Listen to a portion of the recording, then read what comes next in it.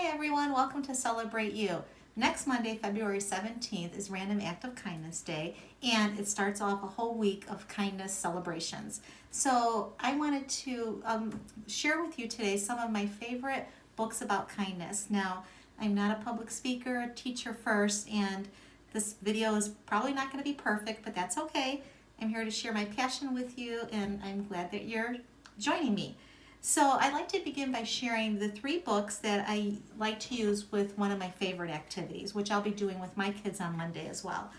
The Jelly Donut Difference by Maria Dismondy, Kindness Counts, which is a story about teaching random acts of kindness by Brian Smith, and Be Kind by Pat Zitlo Miller. So these 3 books, depending what grade level I'm using it for, are a great read aloud to do with this activity here. And you can read more about these in my Amazon store if you want, or just in Amazon in general.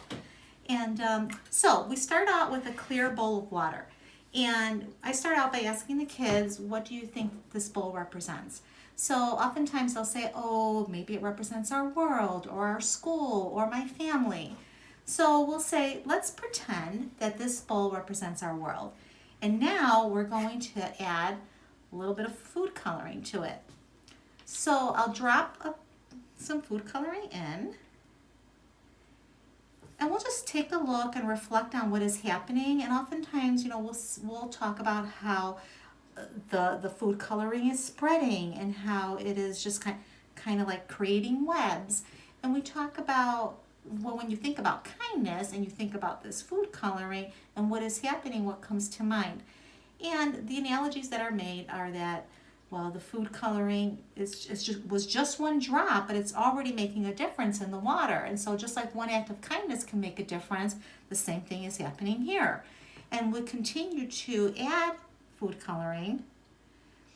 And we quickly see that after each random act of kindness or drop of food coloring, that our bowl is transforming. And pretty soon it's going to be a rich, deep, dark blue. And through this activity, we see that one act of kindness has the power to make a difference in the world. But you combine that with multiple acts of kindness, and the impact is just long-term and very powerful. After we do this activity, we love to create a big bulletin board that says, start a ripple, create a wave. It all begins with you. And then what the kids love doing is, I'm a fan of Post-it notes, so what they love doing then is every time they see or do an act of kindness around school, they'll grab their Post-it note, they'll write on it, and they'll stick it on this big wave that we've created, and eventually it becomes a sea of blue. So I'll post a picture of that at the end of this video, assuming that this whole thing works out the way I hope it does. And so this is a very, it's not only interactive, but it's just the visual is so powerful for kids, because then as we're reading the books and talking, we come back and you can already see the transformation here. And I'm going to even add a few more. So by the time I'm done talking, you'll see what that looks like. So I've done this with grades 1st through 5th grade. But again, just like you can read a picture book to any grade level to just be a springboard for your conversations, and an activity like this can be just as powerful for middle schoolers. It's all about how you present it and how you build off of the conversations and reflections that the kids bring to you.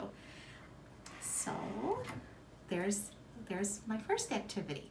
The next book I want to talk about is Words and Your Heart by Kate Jane Neal. And I've actually had the pleasure of speaking to this author, and she is amazing. Not only is this just a beautiful book, but she's doing amazing work for kids everywhere.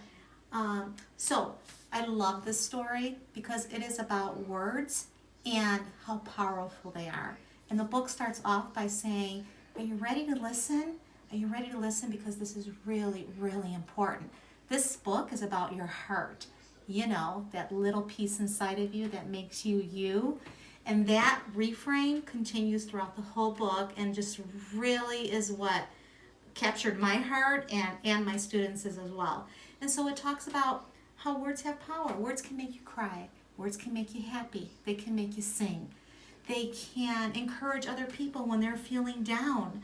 They can build people up. They can tear people down. We have the responsibility to use our words in a positive, powerful way because, they can hurt somebody's heart. That little piece inside of them that makes them them.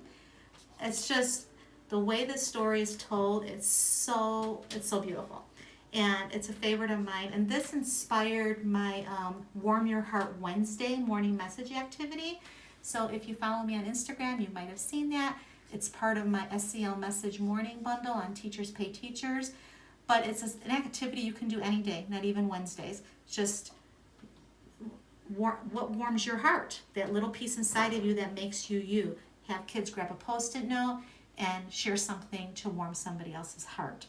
And you'll enjoy reading this, and like I said, it's just the refrain is so beautiful. And honestly, for my classroom, it's become part of our common language. So when kids are talking or they're having a conflict and something goes wrong, I'll say, hey, how do you think that their heart felt after you said that? That little piece inside of them that makes them them.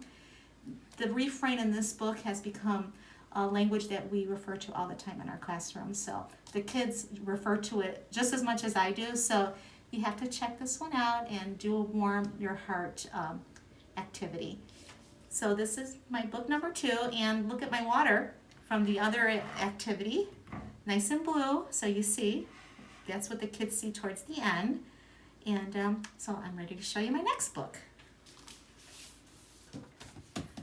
You Hold Me Up is my 3rd book by Monique Grace Smith.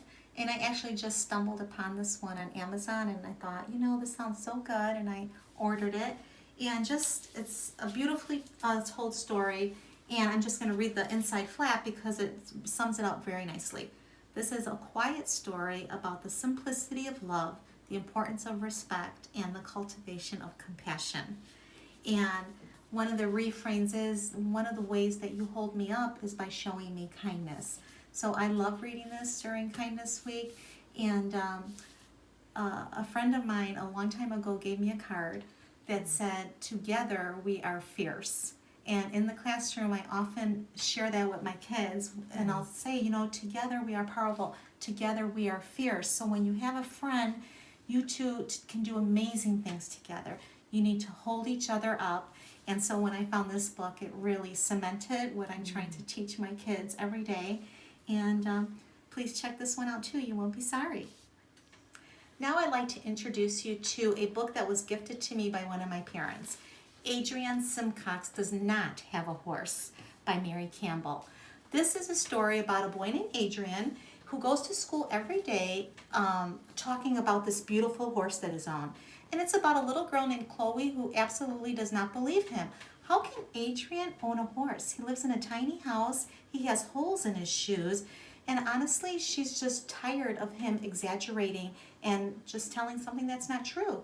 So she complains to many people, and she complains to Mom, and she doesn't get the reaction that she was expecting. So you'll want to read this during Kindness Week. It's a powerful story about the rewards of kindness, how understanding is so much sweeter than judgment, and how friendships are so precious. And it's about the power of our imagination, and how just having an imagination is a beautiful gift in itself. You'll love Adrienne Somecks Does Not Have a Horse.